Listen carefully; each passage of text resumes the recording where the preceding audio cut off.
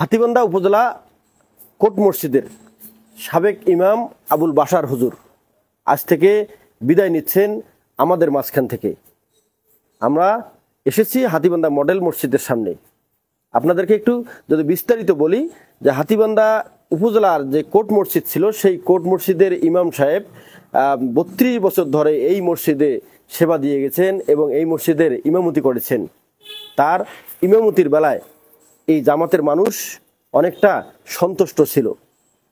তাই তো সরকারি নিয়ম অনুযায়ী হাতীবান্ধা মডেল মসজিদের নতুন ইমাম নিয়োগ হওয়ার কারণে সোহেল আপনার সঙ্গে আমরা কথা বলবো যে এই মডেল মসজিদের আগে আমাদের যে কোট মসজিদ ছিল সেই কোট মসজিদের ইমাম সাহেব সাবেক ইমাম সাহেব আবুল বাশার হুজুর তিনি দীর্ঘদিন ধরে আমরা যতটুকু শুনেছি 32 বছর ধরে এই মসজিদে ইমামতি করেছেন।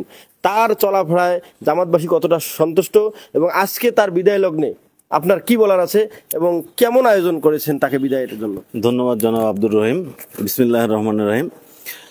আমরা সন্তুষ্ট আমাদের যে সাবেক এই উপজেলা কোট মসজিদের যে ইমাম সাহেব রয়েছেন হাফেজ মোহাম্মদ আবুল বাশার মহোদয়, উনি দীর্ঘ 32 বছর আমাদের এই মসজিদের পেশ ইমাম হিসেবে দায়িত্ব পালন করেছিলেন। তার দীর্ঘ 32 বছরে আমরা যারা ওনার পিছনে এতদিন নামাজ পড়েছি, আমরা এলাকাবাসী অত্র মসজিদের যারা মুসল্লি তারা সন্তুষ্ট আলহামদুলিল্লাহ।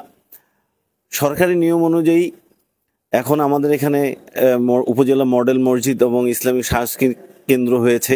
এই সাংস্কৃতিক কেন্দ্রে মডেল মসজিদে নতুনভাবে সরকারিভাবে ইমাম নিয়োগ হবে। সেই ধারাবাহিকতায় আমাদের আগের যে ইমাম ছিলেন তার হাফেজ মোহাম্মদ আবুল বাশারের আজকে আমরা মুসল্লিগণের পক্ষ থেকে আজকে বিদায়ের একটা বিশেষ আয়োজন করেছি।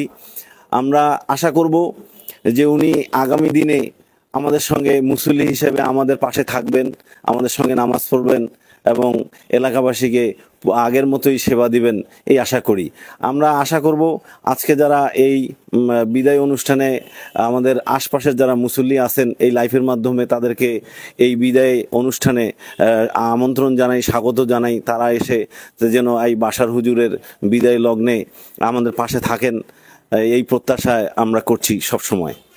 যে আমি যদি আরেকটু বলি যে এই আমাদের বাশার হুজুর যে যিনি ছিলেন তিনি এই মডেল মসজিদের ইমাম নিয়োগ হওয়া পর্যন্ত মানে এখনো যেহেতু একজন ইমাম নিয়োগ হয়নি, যদিও মুয়াজ্জিন বা খাদেম নিয়োগ হয়েছে, ইমাম সাহেব নিয়োগ হয়নি। ইমাম সাহেব নিয়োগ হওয়া পর্যন্ত কি তিনি নামাজ পড়বেন কিনা একটু কতটুকু জানেন আপনি? আমি যতটুকু জানি যে নতুন ইমাম এখনো নিয়োগ হয়নি। আসলে একটু কথা বলি, আমাদের এখানে নিয়মিত একজন মুসল্লি যিনি এই মসজিদে দীর্ঘদিন ধরে নিয়মিত নামাজ পড়েছেন বাশার হুজুরের পিছনে। আপনি আমাদেরকে একটু বলবেন যে বাশার হুজুরের সঙ্গে আপনার দীর্ঘদিন চলাফেরা, একসঙ্গে দীর্ঘদিন তার পিছনে নামাজ পড়েছেন আপনি, একটু বলবেন যে বাশার হুজুর সম্পর্কে, বাশার হুজুর কেমন মানুষ ছিলেন আমাদের মাঝে একটু যদি বলেন। আসসালামু আলাইকুম। আমি আসলে একদম আমার প্রতিবেশী এবং মসজিদটাও খুব কাছাকাছি আমার প্রতিষ্ঠান থেকে। আসলে বাশার হুজুরের পেছনে দীর্ঘদিন থেকে আমরা নামাজ পড়ি মুসল্লি, পাশাপাশি আমি নিজে প্রতিদিনে এবং পাশাপাশি উনি ইমানদার একজন মানুষ এবং উনি খুব সৎ মানুষ আমাদের কাছে, তাই মনে হয়।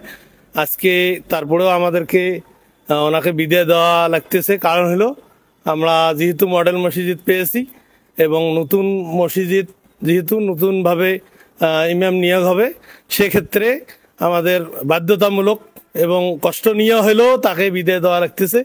এজন্য আমরা দীর্ঘদিন চেষ্টা করতেছি যে আল্লাহ ওনাকে যেন ভালো রাখে।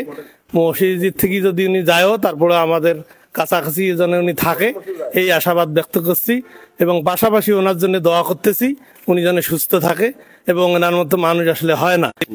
আমরা আমাদের মুসল্লিগণের পক্ষ থেকে সামান্য কিছু উপহার তাকে তো অবশ্যই দিব। আরও যদি কেউ তার জন্য বিশেষ এই বিদায় লগ্নে যদি কোনো উপহার নিয়ে আসে, আমরা অবশ্যই সেই উপহার আমরা মনে করি ইমাম সাহেব গ্রহণ করবে এবং আমরাও সেইটা ইমাম সাহেবকে দিতে পারলে আনন্দ বোধ করব। জি জি ধন্যবাদ। আমি যদি আপনাদেরকে একটু বলি যে হাতীবান্ধা মডেল মসজিদ একটু দেখাবো, যে হাতীবান্ধা মডেল মসজিদ আজকে নামাজ অন্তে সাবেক ইমাম সাহেবের বিদায় হবে। সেই বিদায় লগ্নে উপজেলা প্রশাসনের পক্ষ থেকে উপজেলার যে অফিসাররা আছে তাদের সহযোগিতা এবং এই মডেল মসজিদ বা সাবেক কোট মসজিদ যে মুসল্লিগণ ছিল তাদের সহযোগিতায় সাবেক ইমাম সাহেবকে একটা সহযোগিতা বা একটা উপহার দেওয়ার চিন্তা ভাবনা করছেন এই জামাতের মুসল্লিগণ। পাশাপাশি যদি আরেকটু বলি যে যদি কেউ এই নামাজ আনতে বা নামাজ পড়তে আসার সময় যদি কেউ তার জন্য সাবেক ইমাম সাহেবের জন্য কোনো উপহার নিয়ে আসেন, সেটি অর্থনৈতিকভাবে হোক বা অন্য কোনোভাবেই হোক যদি নিয়ে আসেন, সেই উপহারটিও সাবেক ইমাম সাহেব আবুল বাশার হুজুরের হাতে পৌঁছে দেওয়া হবে। এবং আজকে নামাজের আগেই সম্ভবত উপজেলা প্রশাসনের যে উপজেলা নির্বাহী অফিসার আছেন, উপজেলা নির্বাহী অফিসার শামীম মিয়া মসজিদের সভাপতি, তার হাত দিয়েই মূলত